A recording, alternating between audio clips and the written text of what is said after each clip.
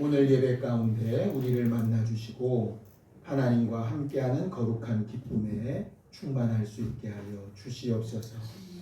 수련의 기간 동안 우리의 모든 삶과 말과 우리의 생각을 주장하시고 여기까지 이끌어 주셔서 감사합니다. 말씀을 나눌 때에 하나님의 음성이 각각의 심령에 잘 들려지게 하시고 그 말씀을 따라 어떻게 해야 할지를 결정하는 지혜와 영감이 있도록 우리 모두와 함께하여 주시옵소서. 예수님의 이름으로 기도하였습니다.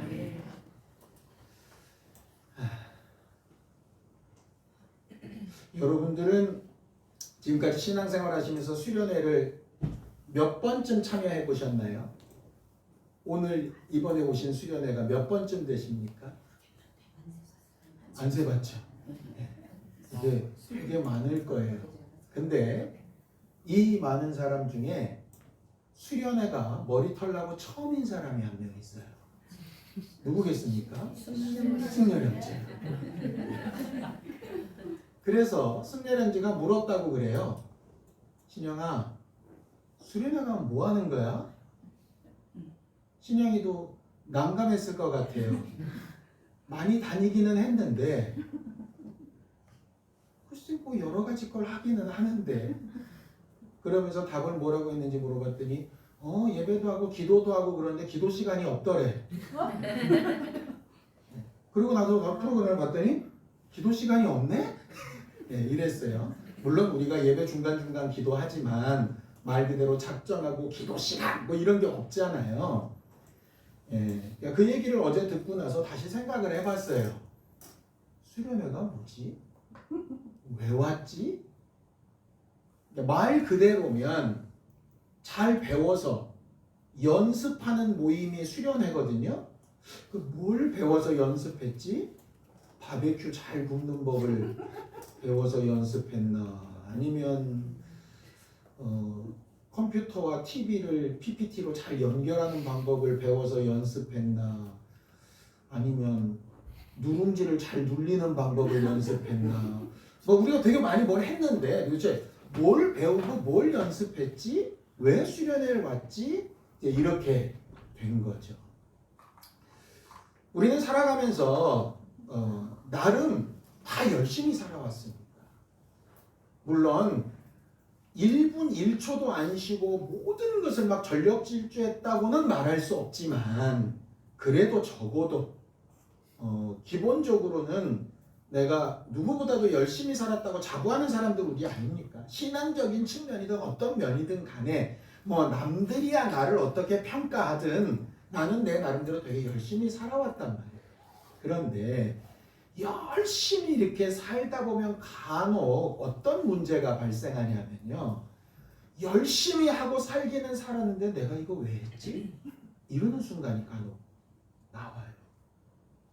그러니까 마태복음 26장에 보면 이런 말씀이 있습니다. 노아의 때에 사람들이 먹고 마시고 시집가고 장가가고 열심히 살았어요. 뭐가 오는지 모르고 물로 심판 오는지 모르고 뭐 열심히 살았어요. 열심히 살았는데 그 끝이 뭐냐면 물로 다 멸망당하는 거였어요. 그럼 그렇게 열심히 산 게 무슨 의미가 있었지? 이제 이런 말이 가능한 거죠. 요한복음 6장에 보면 예수님께서 자기를 많이 따르는 사람들한테 이렇게 말씀하시는 거예요. 너희가 나를 따르는 까닭이 있다. 왜? 떡 먹고 배부른 까닭이다. 그러니까 예수님 따라다니까 떡도 먹고 배도 부르고 병도 낫고 막 했는데 나중에는 예수님 죽으라고 막 돌 던졌거든요. 그러니까 뭐가 열심히 하고 뭘 따라다니기도 하고 배우기도 하고 뭐 했는데 어딜 향해서 가고 있는 거지? 이런 순간들이 간혹 존재한다는 거죠. 그러니까 제일 무서운 사람이 그런 사람이래잖아요. 왜 하는지 모르고 열심히 하는 사람. 이런 사람은 말릴 수가 없대요. 그러니까 너무 열심히 사는데 목표가 어딘지 모르고 어떻게 해야 되는지 모르고 열심히 뛰다 보면 이게 마치 무슨 널뛰듯 하는 거죠. 이게. 그러니까 자기는 만족감이 있어요. 굉장히 뭔가를 한 것 같아요. 근데 실제는 하나도 아닌 경우가 생기거든요. 여러분 여기 이 유니티 수양관이라는 데를 머리 털려고 처음 오셨죠? 오셨던 분, 이게 순찬 형제나 이렇게 답사 온 사람 빼고는 처음 왔을 거예요. 오실 때 자동차 타고 오셨죠? 자동차 타고 오시면서 뭐 찍었습니까? 내비 찍었죠? 내비 찍을 때 뭐라고 찍었습니까? 예, 목적지를 분명하게 넣었잖아요. 저는요 내비게이션 찍으면서 늘상 똑같은 생각을 해요. 정말 이 내비게이션이 신앙생활이랑 너무 똑같다는 생각을 하는 거예요. 목적지를 잃어버리지 않고 본래의 목적을 잃어버리지 않고 잘 살려면 내비게이션처럼 살아야 돼요. 여러분 내비게이션 작동 원리를 혹시 아시나요? 과학 시간은 아닙니다. 저도 이번에 설교 준비하면서 처음 알았습니다. 내비게이션을 제대로 작동하려면 하늘에 떠있는 인공위성이 몇 개 필요한지 아세요? 4개 필요. 저는 하나만 있으면 되는 줄 알았어요. 근데 인공위성 하나 가지고는 내비게이션이 작동이 안 된대요. 왜냐하면 삼각측량법이라 그래가지고 인공위성이 3개가 있어야 3개가 이렇게 내 위치를 정확하게 판단을 해준대요. 그런데 아까 제가 몇 개라 그랬어요? 3개만 있으면 된다며. 그러니까 네 번째는 뭐냐? 3개를 가지고 목적지하고 내 위치를 정확하게 판단하는데 나머지 하나가 뭘 해주느냐? 계속 얘가 검증을 해주는 거예요. 이게 맞는지. 그래서 3개만 가지면 맞는 것 같긴 한데 오차가 벌어질 수 있다는 거죠. 그래서 간혹 왜 내비게이션 따라갔는데 길인 줄 알고 갔더니 바다로 갔다 뭐 이런 얘기 있잖아요. 그러니까 네 번째 게 작동이 잘 안 됐을 때래.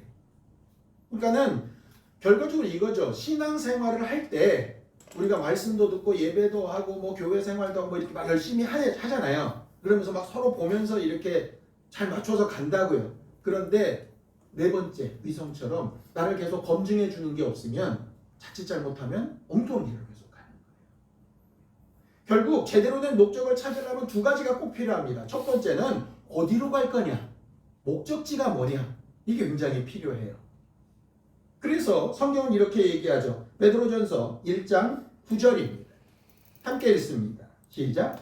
믿음의 결국 곧 영혼의 구원을 받음이라 이렇게 얘기해요. 근데 이게 문제가 생겼어요.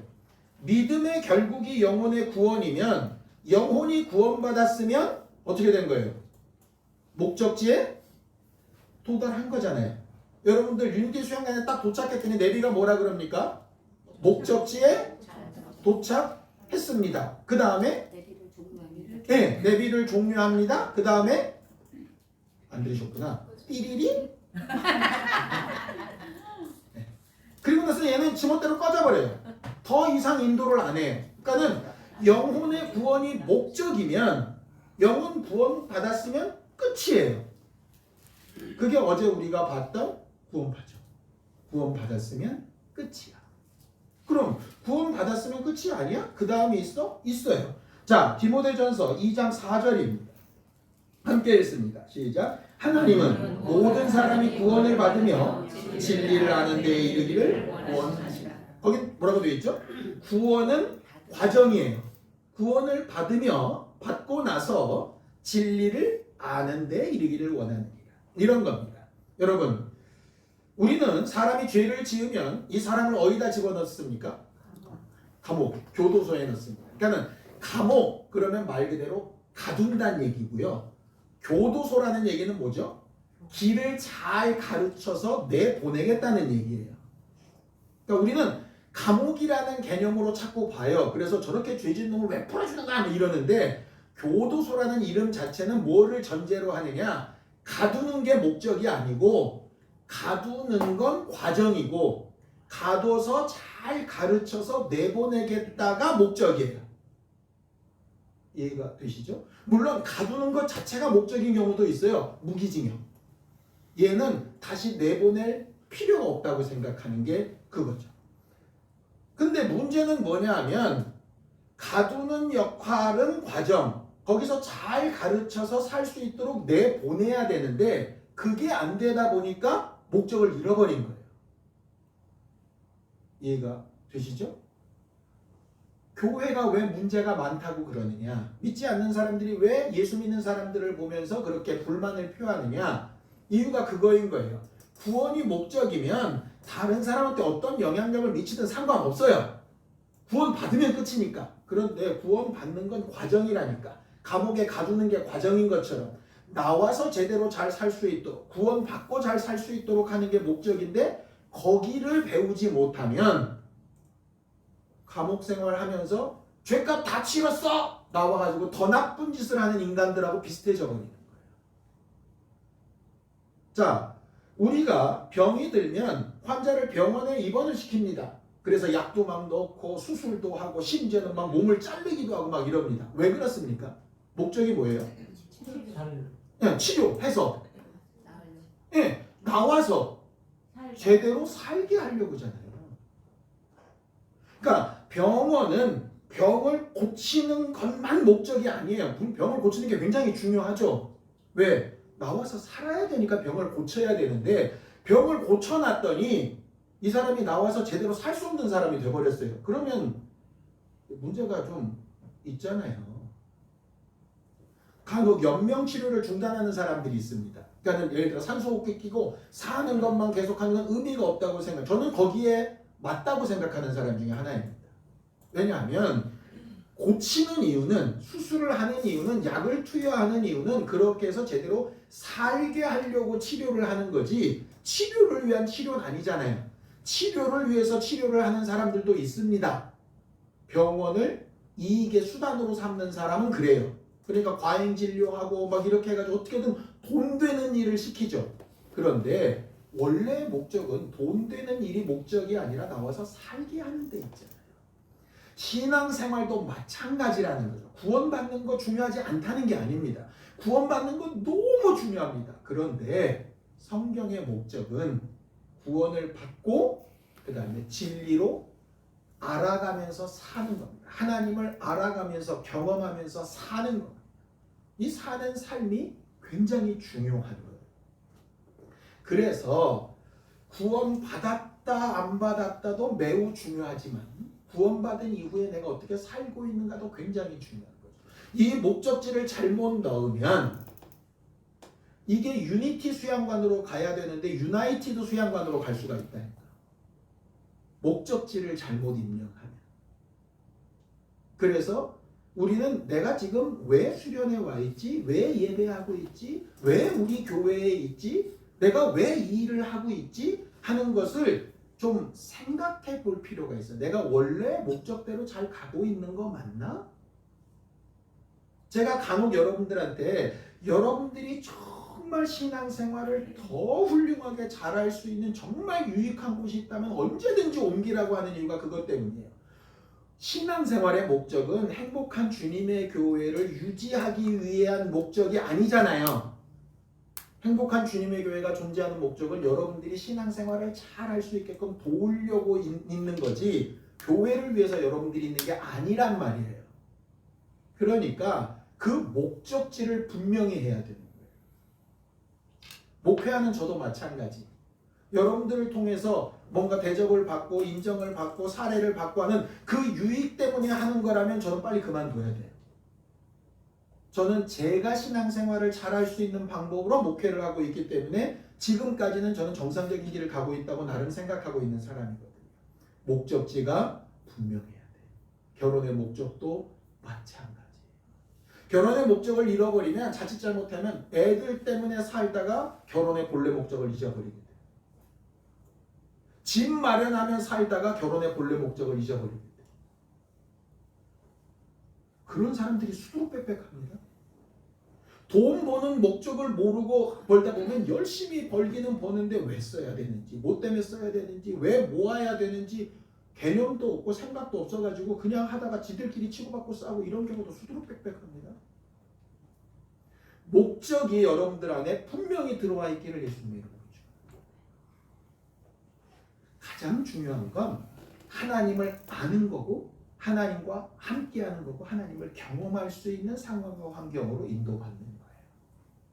두 번째 중요한 게 뭐냐? 목적지가 아무리 분명해도 지금 내 위치를 모르면은요 찾아갈 수가 없어요. 이런 경우 간혹 있지 않습니까?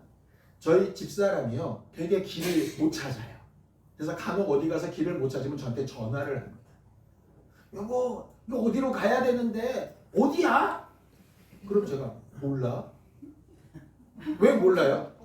네, 그 사람이 지금 어디 서 있는지를 몰라요. 네. 아니 이게 그런 얘기하는 거죠. 그래서 오른쪽에 뭐 있어? 빌딩. 아니 근데 빌딩이야 다 있어. 그러니까 이름이 뭐냐고. 그러니까 오른쪽에는 뭐가 있고 왼쪽엔 뭐가 있고 앞에는 뭐가 있고 뒤에는 뭐가 있어. 이래야 아, 이 사람 지금 어느 방향을 보고 어떻게 서 있으니까 오른쪽으로 가, 정면으로 가, 뒤로 돌아가 이게 가능한데요. 나는 상상을 하는 거죠. 막 설명을 듣고 아, 요 방향으로 쓰고 있나 보다. 그럼 이쪽으로 가 그랬더니 반대 방향으로 계속 가는 거예요. 왜? 설명을 잘못한 거지.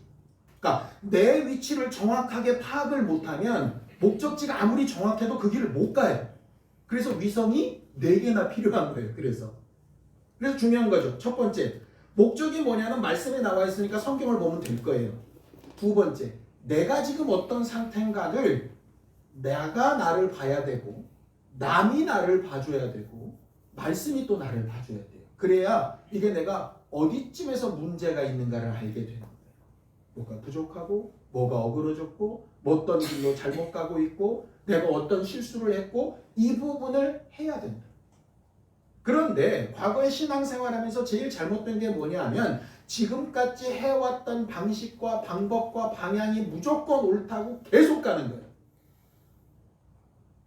목적은 머릿속에 들어와 있으니까 맞을 수 있어요. 그런데 다른 사람이 10분에 갈 거리를 4시간 48분 가요. 왜? 방향이 돌아도 삥삥삥삥 돌아가지고. 아니면 엉뚱한 데 가가지고 막 고랑에 빠지고 막 이렇게 되죠. 그래서 신앙생활 왜 하느냐? 구원받은 사람이 분명한 목적지를 향해서 가기 위해서 끊임없이 내 위치를 확인하는 거예요. 그 확인하는 데 필요한 게 큐티일 수도 있고 설교일 수도 있고 기도회일 수도 있고 간증이나 대화일 수도 있고 상담일 수도 있고 회개기도일 수도 있고 어떤 충격적인 사건일 수도 있겠죠. 하나님은 내 위치를 확인하고 제대로 된 목적을 향해서 데리고 가시는 일에 이 모든 걸 다 사용하십니다.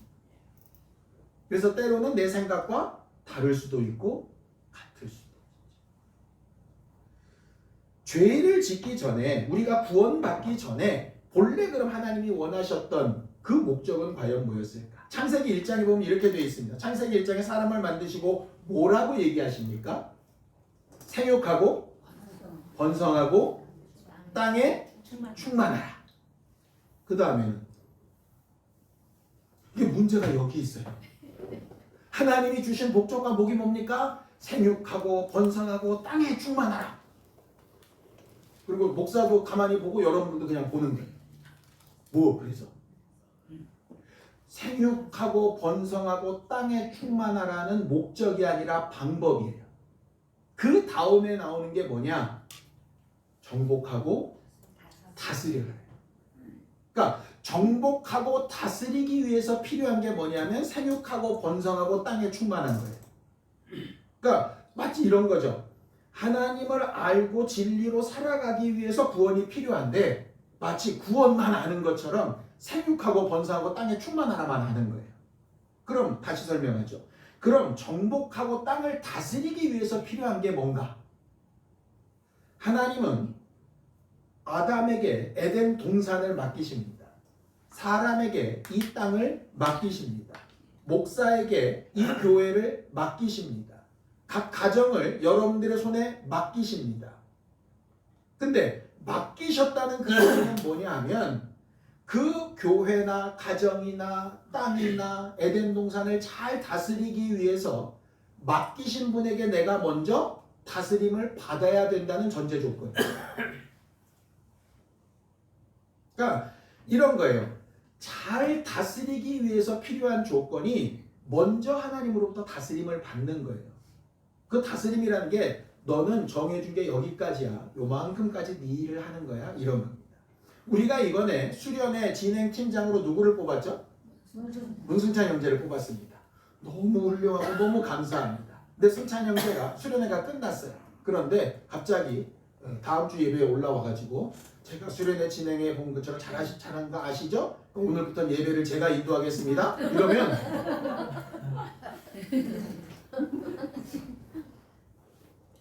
우리는 맡긴 적이 없는데? 이렇게 되는 거예요. 왜? 우리는 어디까지만 맡겼냐? 수련회 1박 2일이 진행되는 끝까지만 맡긴 거죠. 그러니까 너무 훌륭하고 잘한 거는 맞는데 거기까지인 거예요. 이해가 되시죠? 이건 너무 웃기시죠? 그런데 목사들이 이 부분을 초월할 때가 너무 많아요. 하나님이 목사들한테도 정해놓은 구역이 있거든요. 그런데 이걸 마치 어느 순간에는 자꾸 뛰어넘기 시작하는 거예요. 아버지가 하나님이 나한테 내 아이를 맡기셨을 때에도 정해진 구역이 있는 거예요. 근데 아버지가 이걸 자꾸 뛰어넘는 거예요. 직장에서도 어떤 지위에 있으면 지위가 자기 권한의 범위가 있습니다. 그걸 넘어서면 직권남용이 되는 거예요. 이해가 되시죠? 그러니까 하나님이 처음에 구원이 필요 없는 우리에게 원하셨던 건 뭐냐면 내 다스림을 받고 그 안에서 이것을 잘 다스려. 이게 하나님의 목적인 거예요. 그러니까 구원을 받았다면 뭘 찾아야 되느냐? 나한테 뭘 어디까지 어떻게 하라고 하시는가? 그걸 나는 하나님 앞에서 어떻게 해야 되는가? 이 위치를 계속 찾아야 하는 거죠. 그런데 대부분 그걸 안 찾고 저 사람이 저렇게 했으니까 저 사람하고 똑같이 가려고 그러는 거예요. 이 사람이 1000일 헌금 들여가지고 복 받았다니까 나도 1000일 헌금을 해야 될 것 같고요. 이 사람이 이렇게 집 팔아서 헌신했으니까 나도 집 팔아야 될 것 같고요. 이 사람이 이런 식으로 기도해서 남편을 만났으니까 나도 그렇게 기도해야 될 것 같고요. 그렇게 되는 거예요. 물론 그 바운더리가 나랑 같을 수도 있고요. 다를 수도 있거든요. 근데 이거를 구분 못하면 이제 다 똑같아지는 거예요. 그래서 간증이 되게 유익하면서도 되게 위험할 수 있어요. 왜냐? 간증은 그 사람이 인도받은 과정이지 목적이 아니에요.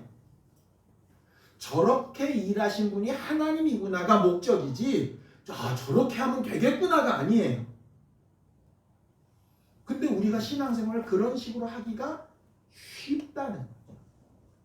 오늘 성경 본문으로 돌아가겠습니다. 사도행전 20장 24절을 좀 함께 읽어볼게요.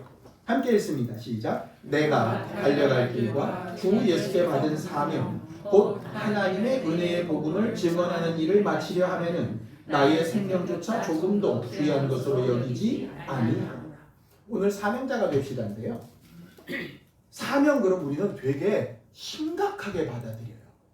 왜냐? 사람들이 그 사명의 사자를 죽을 사자로 생각합니다. 사명의 사자는 죽을 사자 아닙니다.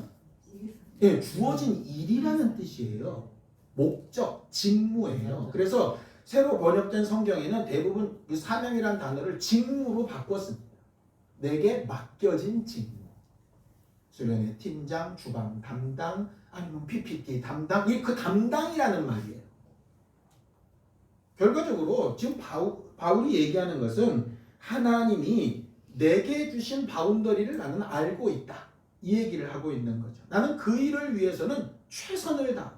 그런데 맡겨진 그 일 이외에는 내가 함부로 말할 수도 없고 주장할 수도 없다고 얘기하는 게 오늘 이 말씀이에요. 사도 바울은 지금 에베소에 있는 모든 지도자들을 모아놓고 자기가 가는 길에 대해서 막 설명을 합니다. 이제 바울은 예루살렘에 갔다가 체포돼서 로마까지 가서 죽게 돼요. 그 다음에 이런 말씀이 있거든요. 사도행전 20장 22절에서 23절 함께 읽습니다. 시작. 보라, 이제 나는 성령에 매여 예루살렘으로 가는데 거기서 무슨 일을 당할는지 알지 못하노라. 오직 성령이 각 성에서 내게 증언하여 결박과 환난이 나를 기다린다고 하신다. 이렇게 되어져 있습니다. 사도 바울은 자기가 가야 되는 길을 인도받아 가지만 정확하게 뭔 일이 있을지 알아요? 몰라요? 몰라요. 모르는데 나쁜 일이 있을 거라는 건 알아요. 그 나쁜 일이 뭔지는 정확하게 모르지만 여기에 이제 질문을 보통 합니다. 이런 걸 물어요. 사도 바울처럼 그렇게 신앙생활을 잘하고 성령 충만하고 이적도 많이 나타내고 기도도 많이 하고 그렇게 복음도 잘 전하는 사람이 딴 일도 아니고 전도하러 가는 일에 왜 결박과 환난이 있습니까? 왜 교회가 주 예수의 복음을 전하려는 일에 그렇게 기도하고 열심 내고 수련회도 하고 행사도 하고 헌신하고 봉사하고 했는데 교회가 어렵습니까? 왜 내가 우리 가족을 전도하기 위해서 그렇게 기도하고 예배하고 헌신하고 직분 감당하고 몸부림쳤는데 환자가 생기고 남편의 직장에서 어려움 생기고 왜 분란이 일고 가족들끼리 어렵고 싸우고 감정 상하고 이런 일이 왜 있습니까? 그렇게 기도하고 열심히 하나님의 뜻대로 살아보려고 하는데 왜 병이 생기고 아프고 또 그렇게 우리가 열심히 기도했는데 살아 일어나지도 못하고 죽고 이런 일이 왜 생깁니까? 믿지 않는 사람들이 대부분 묻는 거 그거 아닙니까? 야, 너 그렇게 기도하는데 왜 그렇게 넌 안 되냐? 너 그렇게 병 낫기 위해서 기도했다 놓고서 왜 너 그렇게 안 낫냐? 야, 교회는 그렇게 하나님 섬긴다고 해서 뭐가 그렇게 종류가 많냐? 이렇게 얘기를 하면 우리가 간혹 할 말이 없어질 때가 있어요. 특히 이게 절대 그러면 안 되지만 어떤 어려움이 생기나 이러면은 우리가 찾습니다. 과거에 어느 때 그때 이렇게 죄 지은 것 같더니 그것 때문인 것 같아. 뭐 이런 거. 그러니까 본인이 그러면 또 좀 괜찮은데 본인은 생각도 없는데 옆에서 판단을 다 해주는 거예요. 너 그때 그거 회개 안 한 것 같아. 뭐 이러면서 정죄받죠. 왜 그럴까? 뭔가 이해를 하고 싶은 거예요. 이해를. 그러니까 뭐가 나쁜 일이 생겼다면 뭔가 나쁜 일을 해서 나쁜 일이 생겼겠지. 이런 거예요. 왜 그럴까요? 여러분 왜 그런지 혹시 아세요? 그 사람이 정말 나쁜 일을 안 했는데 나쁜 일이 생겼다면 그 나쁜 일이 누구한테도 일어날 수 있어요. 나한테도 일어날 수 있고. 다른 사람을 정죄하는 이유는 간단합니다. 저 사람은 저럴 만한 짓을 했기 때문에 나쁜 일이 생긴 거야. 그러니 나는 그런 일을 안 했으니까 나는 나쁜 일이 안 생길 거야. 이 마음이에요. 그런데 틀렸다는 거예요. 그것이 되려면 뭐가 이해가 안 돼야 되느냐? 예수 그리스도의 십자가 사건 이해하면 안 돼요. 예수님은 뭔 잘못이 있어서 지셨습니까? 십자가. 반대로 얘기할까요? 사울 왕은 하나님도 버리고 다윗을 그렇게 죽이려고 했는데 40년 동안 왕 역할을 꼬박꼬박 합니다. 그 잘된 건가요? 히스기야는 몸부림쳐서 기도했습니다. 그래서 생명이 15년이 연장됐습니다. 그래서 어떻게 됐나요? 나라가 절단났습니다. 그러니까 우리가 말은 그렇게 합니다. 영혼의 구원이 중요하다. 하나님의 뜻대로 살아야 된다. 이렇게 말은 하면서 나한테 적용할 때는 어떻게 해야 되느냐 하면 하나님을 믿은 대가는 잘 돼야 되는 거예요. 병이 안 걸려야 되고 병이 걸려도 나아야 되고 지금은 어렵지만 돈이 잘 걸려야 되고 빚 문제도 다 해결해야 되고 지금 관계가 어렵지만 다 풀려야 되고 그것도 누구 위주로? 내 위주로 다 풀려야 되고 그래서 내가 이런 걸 막 간증할 수 있어야 되고 그래서 니들은 하나님 못 만나서 그따구로 사는 거야. 나봐 나처럼 하면 이렇게 잘 살 수 있는 거야. 이런 얘기를 하는 게 신앙생활을 잘하는 거라고 착각을 하는 거죠. 왜냐? 하나님은 예수를 보내신 목적이 분명히 그런 부분도 있지만 그건 과정이지 목적이 아니에요. 여러분들은 듣기 싫을지 모르지만 예수 믿는 사람도 병 걸릴 수 있고요. 부도 날 수 있고요. 망할 수 있고요. 완전히 고립되어 마음이 상해서 홀로 어두운 데 떨어진 것처럼 그렇게 살 수 있고요. 억울하게 막 당해서 막 죄를 짊어지고 그렇게 말도 안 되는 그런 핍박을 당할 수도 있고요. 심지어 죽을 수도 있어요. 문제는 뭐냐? 그게 결과나 끝이 아니라 과정이다. 뭐를 위해서 이렇게 되는가의 문제예요. 근데 우리는 자꾸 그 뭐를 위해서 이 과정이 지나가고 있는가에 관심을 가지기보다는 이 문제 자체가 해결되기만 자꾸 생각을 해요. 심지어 누구도 그러셨어요? 예수님. 예수님이 겟세마네 기도를 가만히 생각해 보세요. 아버지, 할 수 있거든.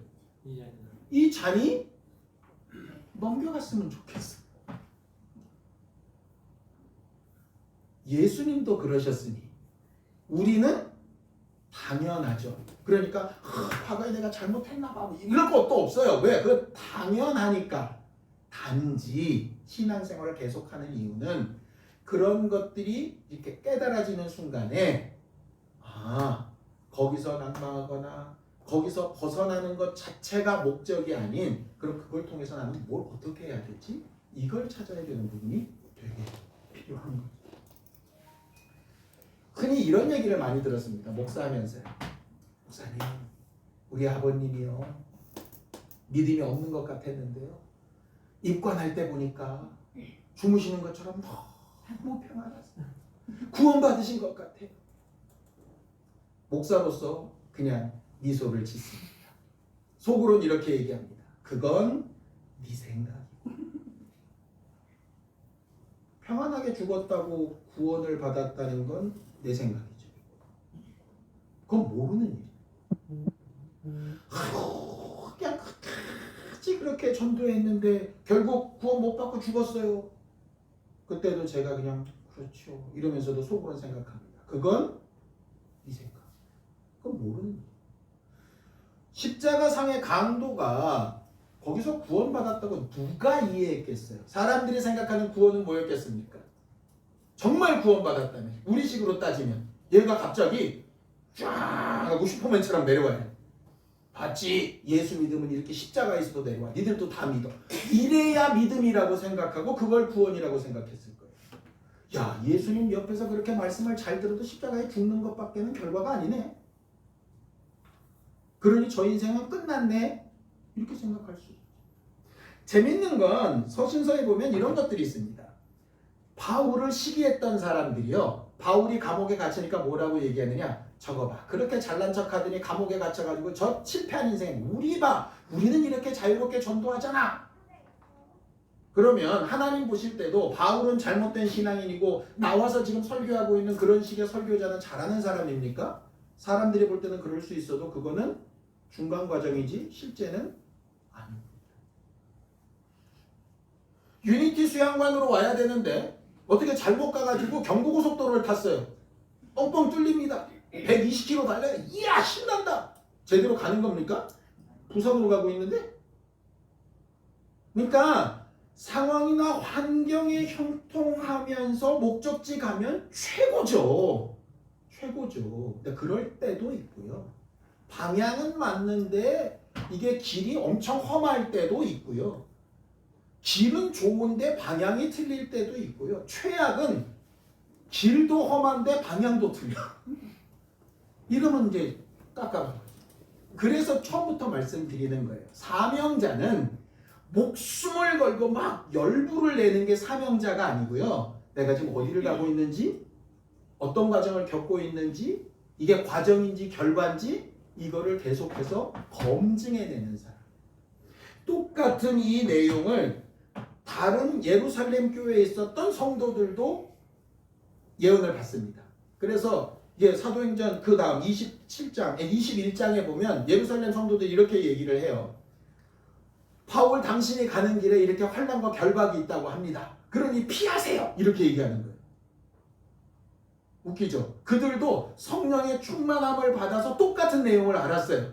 바울도 똑같은 내용을 알았고 예루살렘 교인들도 똑같은 내용을 알았어요. 근데 결론이 어떻게 다르냐? 바울은 깨달은 순간에 이 길로 가는 게 하나님의 목적에 맞다 이렇게 가는 거고, 예루살렘 교인들은 그걸 깨닫게 하신 이유가 뭔지 압니까? 당신 피하라고 그러는 거야 이렇게 얘기하는 거예요. 전혀 반대의 결과가 나오는 거예요. 이게 사실은 무서운 부분 중에 하나예요. 다들 계시를 받았다 그러고 다들 말씀을 읽었다 그러고 다들 감동을 받았다고 해요. 그런데 내리는 결론의 주체가 누구냐? 나거든요. 그럼 그 말씀을 받아서 내가 그 말씀을 순응할 거냐? 이거를 원수가 그리하였구나 라고 깨트리고 튈 거냐? 이거를 결정해야 된다. 제 이 말은 누구든지 다 사도 바울처럼 고난의 길로 가야 됩니다. 이런 말 아닙니다. 그 다음에 또 볼게요. 자, 사도행전 20장 28절입니다. 사도행전 20장 28절. 함께 읽습니다. 시작. 여러분은 자기를 위하여 또는 온 양떼를 위하여 삼가 성령이 그들 가운데 여러분을 감독자로 삼고 하나님이 자기 피로 사신 교회를 보살피게 하셨느니라. 하나님이 정하신 목적을 위해서 사도 바울은 어디를 가느냐? 감옥에 갇히고 죽는 길로 갑니다. 그런데 에베소 교회의 지도자들은 뭐예요? 니들도 나랑 똑같이 다 그렇게 감옥 가고 죽을 필요 없어. 니들은 각자의 교회에서 맡겨진 영혼들을 각자 잘 치리하면 돼. 이렇게 얘기하는 거죠. 뭐냐? 공통적으로 우리에게 주어지는 예수를 믿고 구원받고 하나님 앞에 가서 영생을 누린다는 궁극적인 목적도 있고, 각자 우리가 다스리고 정복하며 살아야 되는 우리의 바운더리가 각각 다를 수 있다는 거예요. 주방에 들어가면 주방 팀장이 리더가 돼야 되고, 찬양팀에 오면 찬양 팀장이 리더가 돼야 되고, 바베큐 구울 때는 거기 숯불 피우는 사람이 리더가 돼야 되고, 설교하고 예배할 때는 설교자가 리더가 돼야 되고 하는 것처럼 리더는 그 상황이나 환경에 따라서 바뀐다는 거예요. 그런데 이것도 내가 하고 저것도 내가 하고 이렇게 되면 이상하죠. 반대로 주방도 목사 설교처럼 하고 찬양팀도 목사 설교처럼 하고 바베큐도 목사 설교처럼 해버리면 이상해지는 거예요. 그러니까 자꾸 사람들이 다르다고 틀렸다 그러고 나랑 색깔이 다르다고 이상하다 그러면 그건 아닌 거죠. 그럴 수 있지만 하나님이 각각 가르치시는 법이 다를 수 있어요. 그래서 중요한 게 뭐냐? 이 말씀이에요.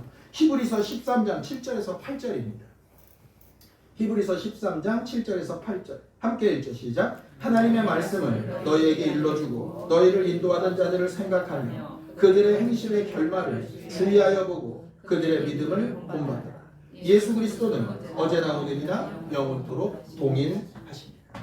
이 전제가 뭔지 압니까? 예수는 어제나 오늘이나 동일하시다. 그러므로 다른 사람들은 무슨 말인지 잘 이해가 안 되세요? 예수는 어제나 오늘이 동일하시니라. 그럼 다른 사람들은 동일하지 않다가 정답이에요. 그러니까 예수님만 어제나 오늘이 동일하시니까 목사라도 부모라도 리더라도 지금은 맞을 수 있지만 다음은 틀릴 수 있어요. 반대로 지금은 틀리고 부족하지만 다음은 맞을 수 있어요. 그래서 뭐라 그러냐? 그 행실의 결과까지를 자세히 주의해서 함부로 판단하지 말고 보라는 거예요. 근데 우리가 쉽게 판단하죠. 어려움이 생긴 거 보니까 주인이야. 잘 나가는 거 보니까 의인이야. 그거 되게 위험한 판단이에요. 사명자는 그런 평가에 휘둘리지 않고요. 내가 가는 목적이 맞나? 내게 주어진 권리 안에 제대로 잘 사용하고 있는 게 맞나? 내 위치는 과연 맞나를 확인해 보는 거예요. 그래서 제가 8년 전에 개척할 때부터 늘 말씀드리잖아요. 저 너무 믿지 말라고. 제가 말하는 게 다 맞을 거라고 그렇게 쉽게 생각하지도 말라고. 그냥 그 말대로만 하면 될 거라고 착각하지도 말라고. 여러분들이 스스로 읽고 스스로 질문하고 확인해보고 알아봐야 하는 거예요. 우리가 잘 알았다.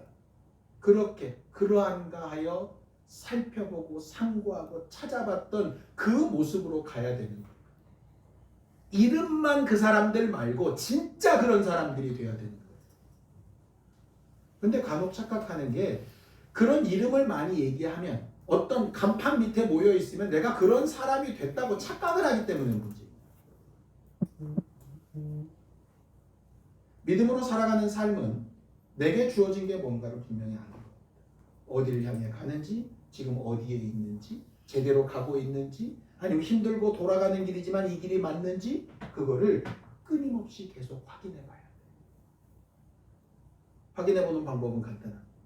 말씀으로 검증해 보고 스스로 하나님 앞에 기도해서 답을 얻어보고 많은 사람들과 대화하면서 내 위치를 확인해 보고 그러면서 공통적인 결과를 나타내요. 각자가 내리는 결론이 다를 수 있습니다. 그걸 함부로 너는 옳고 나는 틀리고 이렇게 말할 수 없어요. 그 가는 길의 과정과 끝이 어디를 향해 가는지 같이 봐줘야 해요. 저도 그렇게 목회를 하려고 하고 여러분들도 그렇게 신앙생활을 하길 바랍니다. 수련회를 마치고 돌아갈 겁니다. 각자 마음에 가지고 왔던 수련회의 목적이 있었을 겁니다. 그 목적을 이루고 돌아갔다면 너무 잘하신 거예요. 그런데 그 목적이 이루어졌다고 모든 게 끝난 건 아니죠. 이제 또 새 목적을 세워야 되죠. 아까 찬양 가운데 새 시대는 새 목표 이렇게 얘기합니다. 수련회 끝나고 나가서 나는 그럼 어떻게 신앙생활해야 되지? 오늘은 어떻게 신앙생활해야 되지? 이번 한 주간은 어떻게 신앙생활해야 되지? 올 한 해는 내가 어떻게 신앙생활해야 되지? 그리고 마무리되었을 때 내 위치가 어디서부터 어디쯤 이동했는지를 살펴보고 감사할 수도 있고 회개할 수도 있는 우리 모두가 되었으면 좋겠습니다.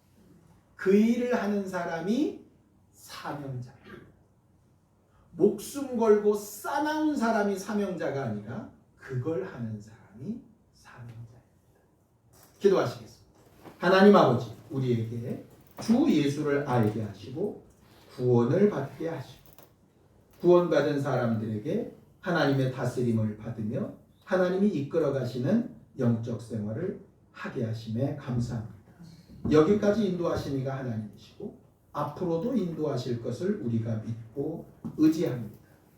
우리가 가야 될 목표가 어디인지, 우리가 지금 어디쯤 가고 있는지 잘 돌아보고 생각해보고 성령의 감동도 말씀의 인도도 함께하는 사람들과의 관계에서 우리 자신을 돌아보는 일도 잘 할 수 있게 하셔서 하나님께서 기뻐하시는 사명자의 일을 감당하도록 도와주시옵소서. 예수님의 이름으로 기도하였습니다.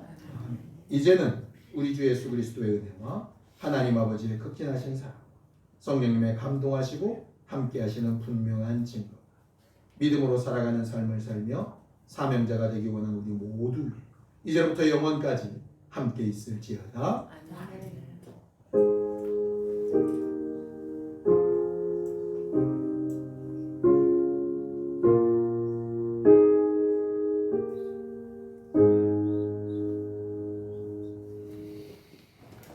수고하셨습니다. 이번 한 주간도 신뢰합니다.